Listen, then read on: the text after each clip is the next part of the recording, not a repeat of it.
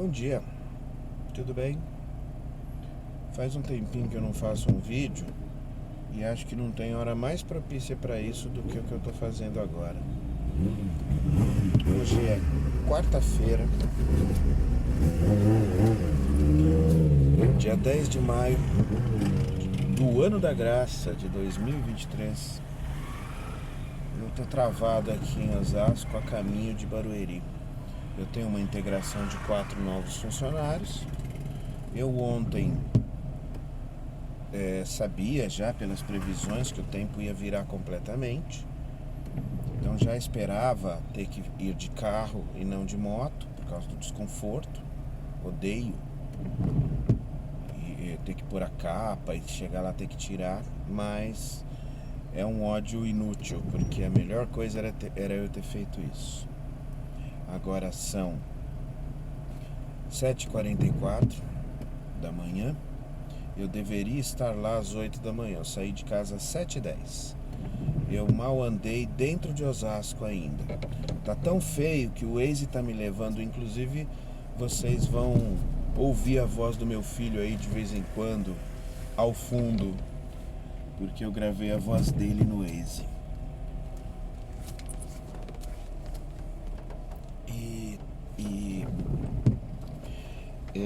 Tá tão feio que o Waze tá me tirando da Castelo Branco. Todo mundo provavelmente teve a mesma ideia. Vou de carro no dia 10. Então tá bem feio, eu vou chegar bem atrasado, avisei o RH lá. Eu hoje tenho compromissos a mais aí e vou tentar fazer, vou ter que fazer vários percursos aí.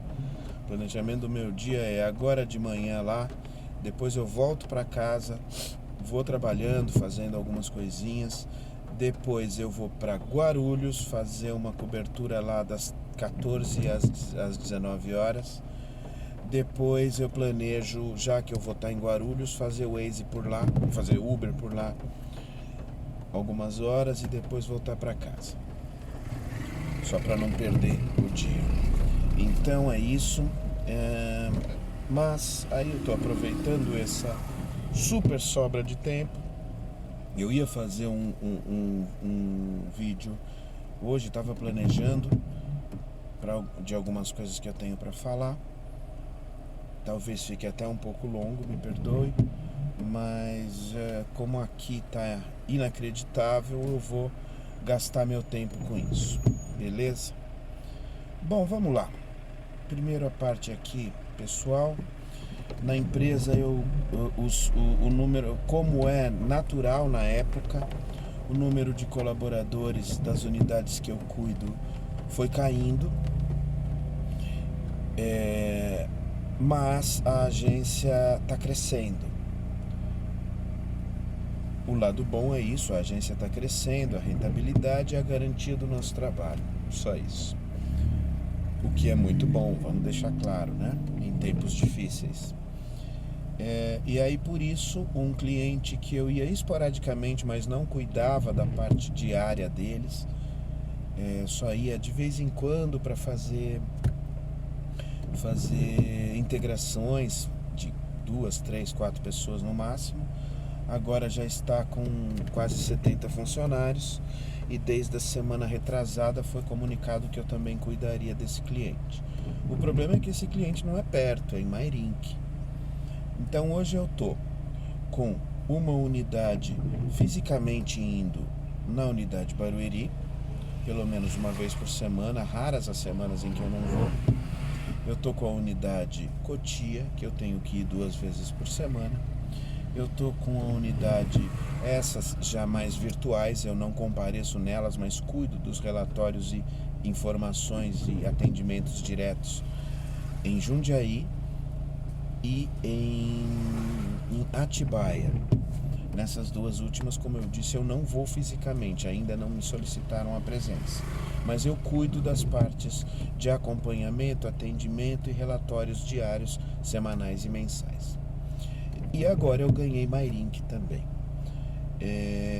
Em contrapartida do que Mairinque está crescendo e tem a tendência de crescer mais, as demais unidades estão realmente diminuindo o número de colaboradores nessa época. Depois, pela minha experiência, pelos períodos em que eu já passei, cruzei o ano inteiro com as outras e com este cliente específico, eu sei que em setembro, outubro começa a aumentar o número de pessoas e aí as minhas correrias vão aumentando também. Mas, por enquanto, tudo sob controle. Um pouco mais cansativo, lógico. A corridinha até Mairim que volta não é assim tão facinho e tranquila, certo? Então é assim que nós estamos. Em casa tá tudo bem, estamos correndo, sempre correndo. Minha rotina continua a ser, na maioria dos dias da semana, fazer Uber para dar aquela complementada e não, pelo menos não aumentar o rol de dívidas. E tem ajudado. Depois que eu descobri que minha categoria, o ano do meu carro, ele não permite São Paulo, então eu tenho melhorado e não perdido mais tanta corrida que às vezes eu resolvia fazer para São Paulo e resolvo dessa vez me planejar melhor. O Cauê está bem, as coisas continuam, a gente está continuando correndo atrás de ajuda para que ele possa melhorar esse rendimento social dele. Quando eu digo rendimento social, eu estou dizendo essa adaptação ao mundo normal, que eu não sou nenhum fã, mas que sei da necessidade da gente estar mais ou menos, que a gente não concorde com o sistema, com o projeto ou com a humanidade, é natural. Tem bastante coisa errada nessa parada. Só que a gente tem que entender para sobreviver e para sofrer menos. E é esta a nossa corrida, nossa luta, nossa tentativa de fazer com que o Cauê tente se adaptar a isso, não perdendo a originalidade dele, não perdendo a diferenciação que o faz tão mais bonito, tão mais diferente, assim, né? Como se diz, no bom sentido dessa normalidade que nem é tão boa assim, certo? Ninguém é normal, mas todo mundo vai se adaptando a se fingir normal. No fundo, depois acaba se transformando num grande fingimento e todo mundo sabe disso. Bom, eu peguei o vídeo e eu quis falar sobre uma coisa que estourou na semana, há algumas 3, 4 semanas, ou 2, 3, não sei. O pano de fundo é o meu time, o Corinthians e tal, mas acaba depois virando uma coisa muito mais no que eu costumo dar aquela pitada pseudo-antropológica, né? Que foi o que aconteceu. Por conta de N fatores em relação ao rendimento do time, um time bastante caro, mas bastante velho, né? Um time que acabou acabando perdendo a sua capacidade física específica, enfim, necessitou de um replanejamento e, como todo bom time hipócrita brasileiro, grande principalmente, com cobranças de torcida as mais idiotas possíveis, os mais idiotas provavelmente dessa linha toda, acabou por trocar o técnico. Ele tinha apostado no começo do ano numa ideia nova, como é comum o Corinthians fazer. Às vezes dá certo, às vezes não, mas enfim, foi mais uma tentativa de subir um cara interno, filho de um jogador histórico no Corinthians, ou seja, tudo a favor para que essa tentativa pudesse ter algum sucesso. Nenhuma crítica à direção, nem nada por conta disso. Foi uma tentativa. E um cara que tinha fama de ser um teórico de futebol, um rapaz inclusive, com menos de 40 anos, que já está no futebol, cresceu no futebol, nunca jogou, foi sempre um cara estudioso de planejamento, de técnica, de preparação, enfim, e acabou não dando certo. Provavelmente pela mínima parte de ser culpa dele. Então, nesse momento que ao invés da direção ser novamente tentar ser diferenciada, ela resolveu fazer a pior coisa do mundo. Ela trouxe um cara que não dava para trazer. Não dava para trazer nenhuma linha de crítica quanto à capacidade técnica desse técnico. Nada, um cara multicampeão aí. Só que no Corinthians, e isso sim, para mim, ainda é motivo de relativo orgulho, há uma linha de preocupação. Eu vou dar alguns exemplos. Danilo Avelar, um bom jogador, um lateral esquerdo que também fazia vezes de zagueiro, fazia bem isso, fazia suas besteiras e tal, mas enfim, no geral era um cara, ele fazia bastante gol por conta de ser aquele cara, cabeceava bem, ele é bem mais alto do que normalmente os laterais são. E, enfim, foi um cara que teve relativo sucesso no Corinthians em várias ocasiões. O gol dele foi o que salvou, foi o que deu a vitória, ou ao menos o empate, ou evitou a goleada. Ele, um dia num jogo, e hoje tudo é aberto, ainda mais jogadores de futebol de grandes times, um dia num jogo virtual, aberto, o cara me solta uma brincadeira com um oponente que completamente racista, completamente idiota, e sim, foi uma brincadeira. Sim, nós não temos dúvida que provavelmente no meio onde ele vive ele com certeza não diferencia ninguém, mas ele soltou um jargão idiota, racista, bobo, e ele foi desligado do time. O time colocou ele treinando em separado e depois negociou ele. Ele não volta mais para o Corinthians. Isso é um outro jogador que tinha uma acusação suspeita de agressão feminina e até de tentativa de estupro, porque hoje você pode considerar estupro qualquer forçada sexual. Nunca teve pouquíssimas oportunidades no time e sempre teve protestos internos e virtuais de grande parte da torcida por conta disso. Tecnicamente ele era medíocre, às vezes que ele teve oportunidade, então o desligamento dele foi muito mais tranquilo, mas também tinha esse estigma e tinha essa jogada, essa manifestação em prol disso. É aquele time que há bons anos atrás colocou jargões na mídia de respeita as minas, uma forma de trazer mulheres para o futebol, tanto para o meio, tanto que hoje o time do Corinthians feminino é o melhor time do Brasil, provavelmente um dos melhores da América do Sul e da América Latina. Multicampeão, um trabalho super bem feito, super longevo. E enfim, aí, por conta dessa questão técnica, a direção achou por bem procurar um cara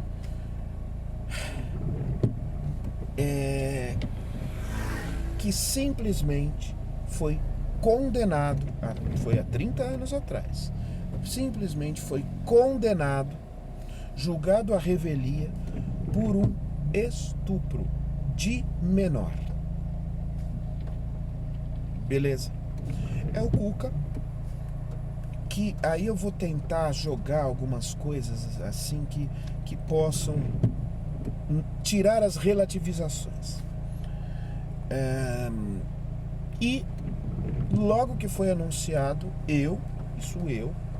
meu direito, fiquei enojado. Não, isso não pode. Realmente eu tenho uma coisa idiota em mim, que eu realmente acho e espero atitude social dos envolvidos no meu time ser um pouco diferente dos padrões. Sempre espero. Eu espero, por exemplo, que no Corinthians em breve seja dos grandes times brasileiros, o primeiro a anunciar, ou algum jogador interno anunciar que é homossexual, por exemplo. Não há, acredito que tenha algum. Mas, no meio masculino, uma parte é homossexual. No meio feminino, uma parte é homossexual. Na humanidade, uma parte dela é homossexual. Por que que no futebol existe esse preconceito? Por que que o Richarlison, embora tudo levasse a crer, mas que ele tinha o direito ao respeito, já que ele nunca admitiu isso, sempre foi tratado com um enorme desdém nos clubes onde ele passou, principalmente no São Paulo, ainda mais com a brincadeira do São Paulo. Mano, eu tô aqui, não andei 100 metros em provavelmente 10 minutos. Eu hoje vou chegar super mega atrasado ao cliente. Não sei como vai ser isso. Eu tô aqui falando, mas o coração fica apertando aqui, corroendo. A gente não andou, a gente anda poucos metros e para alguns minutos. Vamos lá. Deixa eu tentar distrair minha cabeça e tentar falar aqui. E a história deste cara, ele foi um centroavante que marcou bastante, principalmente no Santos, mas ele jogou em grandes times. Jogou no Grêmio, parece que jogou no Atlético Mineiro, jogou fora do Brasil. E na década de 80, ele ainda jogador de relativo prestígio, jogando no Grêmio, o Grêmio fez uma excursão para a Suíça. E numa hospedagem, o fato em si, pegando tudo, sem fake, tá? E sem eu acho que foi. Tudo que eu li, ouvi e entendi do caso tem base específica, inclusive a base do próprio julgamento. Beleza? Esses caras estavam hospedados lá no hotel, aguardando o próximo jogo, alguma coisa assim. E à noite, eles foram visitados por 3 garotos. Uma menina e 2 meninos. O que aconteceu foi que esses 3 eram supostamente fãs do futebol brasileiro, entraram no hotel, viram os jogadores do Grêmio e pediram uma camisa para eles. E, fato, 3 ou 4 jogadores, se eu não me engano, puxaram esta menina. Eu não vou dar nenhum jargão de que ela era bonita. Ela tinha 13 anos. 13. Que ela era bonita, que ela era um mulherão, que não parecia que tinha 13 anos. Porque eu vou explicar daqui a pouco. Fato, essas pessoas forçaram essa menina a relações sexuais. 3 dessas pessoas praticaram atos sexuais. Comprovadamente, o processo afirma categoricamente que foram feitos testes e que foi encontrado sêmen desses 3 jogadores na menina. Fato é que eles tiraram os garotos de perto, se trancaram no quarto com essa menina, fizeram essas atrocidades e depois puseram uma camisa do Grêmio nessa menina e abriram a porta e jogaram ela para fora. Ponto. No dia seguinte, os pais ou a menina ou os garotos procuraram a polícia, denunciaram. Essas 4 pessoas foram presas, ficaram 30 dias presos. Gerou uma relativa repercussão naquele tempo. Eu estou falando de 86, 87, provavelmente, tá bom? Uma sociedade que a gente tem que colocar no contexto, tá? Tem que colocar no contexto. Eu me lembro um pouco da minha medíocre e horrorosa mentalidade em 1987, aos meus 19 anos de idade. 18 anos de idade. Eu estava indo para o quartel para me alistar. Ficaram presos. Os advogados do Grêmio trabalharam ativamente e conseguiram a soltura deles, mas o julgamento continuou. E eles voltaram para o Brasil. Fato, mais um fato. Eles chegaram no Brasil super assustados e foram recebidos por um grande grupo de torcedores que estavam tratando eles como herói e gritando jargões do tipo puta, puta, como se eles tivessem sido vítimas de uma pessoa que estava querendo se aparecer por conta deles. Fato, tá? Essa pessoa nunca apareceu em lugar algum, nem depois que ficou maior de idade. Hoje ela é uma senhora. Essa pessoa, fato, tentou suicídio algumas vezes, desenvolveu problemas psiquiátricos gravíssimos, fato. E nem que não tivesse feito isso, porque tudo isso é consequência. O fato é isto que aconteceu, beleza? Fato, nunca, em nenhum momento, foi dado uma única declaração por parte de nenhum dos três em relação a eu errei, em relação a eu não sabia, que seria nojento, mas seria menos ruim do que o silêncio. Eu estava errado, ou até qualquer justificativa, da pior que fosse, que se falasse foi a emoção do momento. Enfim, ao que parece que foi feito um pacto entre eles e eles nunca se pronunciaram sobre o assunto. 3 deles foram condenados há alguns anos, mas como já não estavam no Brasil e o Brasil não extradita brasileiros para cumprirem condenação fora do Brasil, a vida deles prosseguiu. E aliado a uma época e um país sempre bastante machista, hoje muito mais, mas por conta dessa onda nova cultural, nunca se tocou muito nesse assunto. Fato. A vida seguiu, essa pessoa terminou a carreira dele, se transformou num técnico de grandes clubes, de grande sucesso, campeão em times como Santos, Grêmio, como Atlético Mineiro. Ele foi campeão da Copa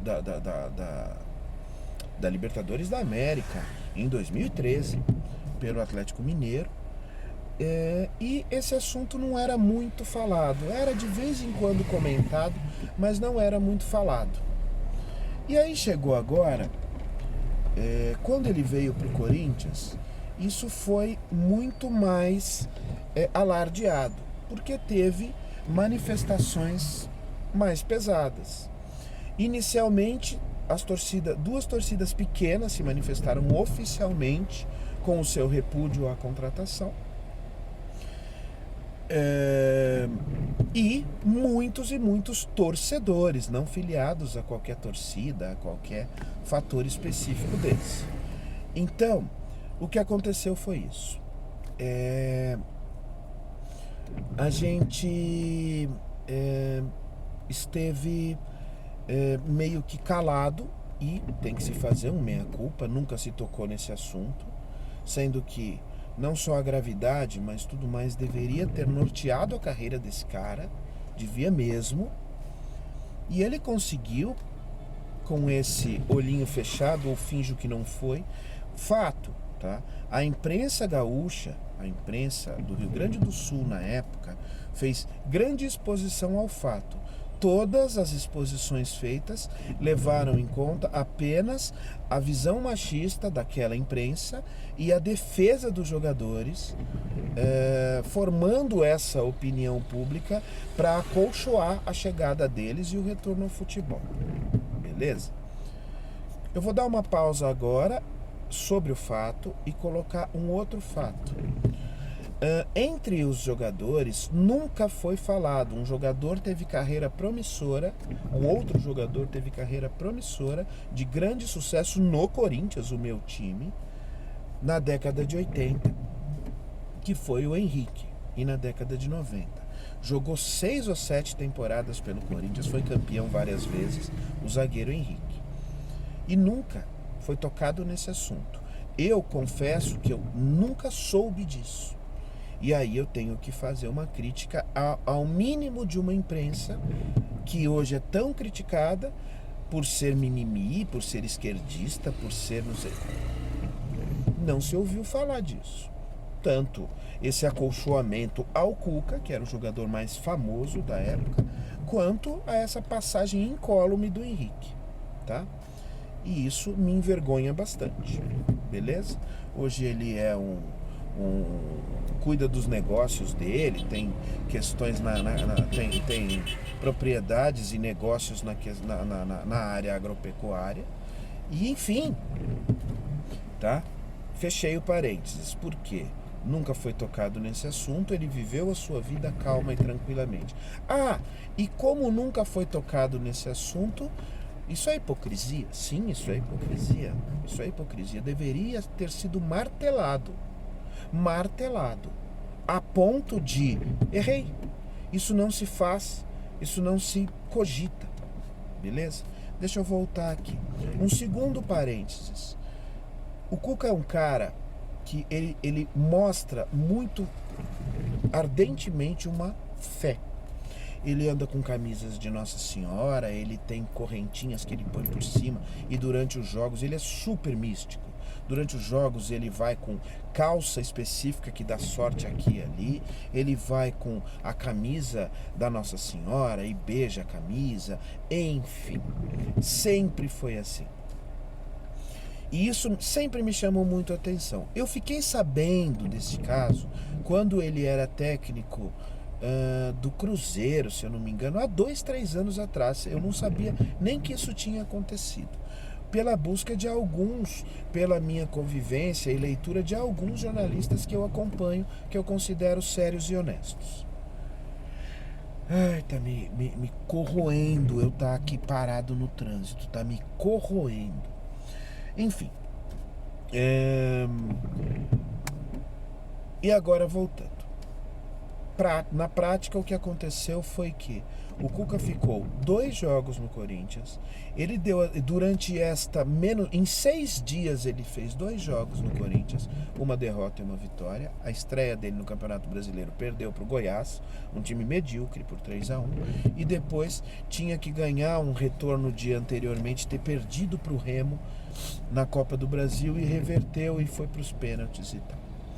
Nesse dia em que reverteu e foi para os pênaltis, Cássio, o maior goleiro da história do Corinthians, que provavelmente não será superado, e Roger Guedes foram ferrenhos defensores do Cuca, ferrenhos críticos da imprensa que estava alardeando esse fato.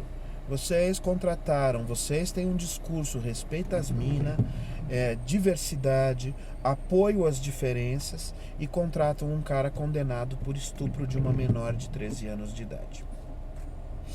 O argumento desses caras e da direção nas entrevistas que deram, porque a pressão foi muito grande e todos os dias eles tiveram que dar entrevistas coletivas, o argumento era de que foi consultado, ele não era culpado, era só suspeita, tinha outros fatores, é uma pessoa íntegra. Mano, vamos deixar claro, pode ser que depois disso ele tenha se convertido, tenha se tornado a pessoa mais íntegra, honesta e decente do mundo, tem filhas, é casado, parece realmente ser um cara que não entra em polêmica nenhuma. Só que existe uma coisa que ele fez. Ele estuprou uma menina de 13 anos de idade. Não há épocas em que isso seja comum, normal, a não ser numa época de barbárie, que continua não justificando, mas se explica. Em 1987, não. Fechou? Então, isto é fato. Beleza? E não se trata de, demita, não era para ter contratado. Trata-se, primeiro, de uma grande oportunidade de trazer esse fato à tona e enterrar ele. Enterrar de que forma? Eu paguei e pago por isso, eu fiz uma coisa horrorosa, eu fui condenado por isso, eu devo desculpas a todas as pessoas envolvidas nisso e a qualquer exemplo ruim que eu possa ter dado. É simples pra caralho, velho. É bem simples. É bem fácil de se entender. Mas não. Trazer e ainda continuar com a questão clara, prática e tranquila. Simples. Não aconteceu nada, eu já paguei as minhas dívidas, eu não... Ou criar factóides e argumentos. Era um mulherão, ela deu em cima deles, Cara, vamos supor que todas as teorias faladas para tentar relativizar esta monstruosidade, essa podridão, estejam certas. Vamos supor que ela deu em cima deles, ela forçou que eles ficassem com ela fez... Muito bonito você culpar uma criança de 13 anos por coisa que 3 adultos de 28 a 30 anos de idade tenham feito. Muito bonito, em qualquer época. Beleza? Vamos supor que tudo esteja certo e que no dia seguinte você descobriu que a menina era de menor. O que um mundo correto e decente razoavelmente, muito longe de acontecer ainda hoje, deveria fazer? Nossa, errei. Nossa, eu não sabia. Nossa, o que aconteceu foi isso e eu acabei me empolgando. Nossa, foi horroroso o que eu fiz. Ponto. Beleza? Então não há relativização, não há pano quente, não há justificativa nenhuma que possa cobrir o fato de que os envolvidos deveriam se pronunciar. E quando o envolvido é um cara riquíssimo, é um cara que teve carreira promissora e ganhou muito dinheiro e hoje tem uma vida muito confortável em qualquer time. O que aconteceu naquele jogo do Remo foi que após o jogo ganhou nos pênaltis, jogadores mais importantes do elenco forçaram os demais a que abraçassem o técnico, a que fossem na imprensa se manifestar e falar o seu apoio a ele. Ele tem chance, respeitem o cara, ele não merece essa violência que estão fazendo com ele. Isso é um absurdo. Isso é muito decepcionante. Eu há muito tempo não espero nada de jogador de futebol. Não espero nada de jogador de futebol. Mas alguns que têm relativo domínio em se pronunciar, em representar, entrar nessa, tudo de bom, felicidade. O Roger Guedes teve a capacidade de pegar o microfone e criticar uma jornalista do Grupo Globo que criticou a contratação, que deu a sua opinião inteira. Ela é uma mulher. Ela já tem um lugar de fala garantido nessa conversa, senhor Roger Guedes. Ela tem um lugar de fala muito maior do que o seu. Beleza? Então, essa é a linha que eu tô querendo fazer. Eu vou dar uma pausa no vídeo, espero que ele continue. Ele vai ficar gigante mesmo, mas isso é muito importante para falar. Para poder ver o Waze aqui.